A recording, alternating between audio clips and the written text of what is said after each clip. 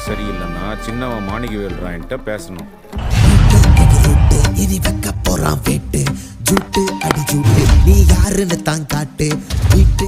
உன் நேரம் ரொம்ப சரியில்லைன்னா அவங்க அண்ணன் முத்துவேல்ரான்ட்ட பேசணும்.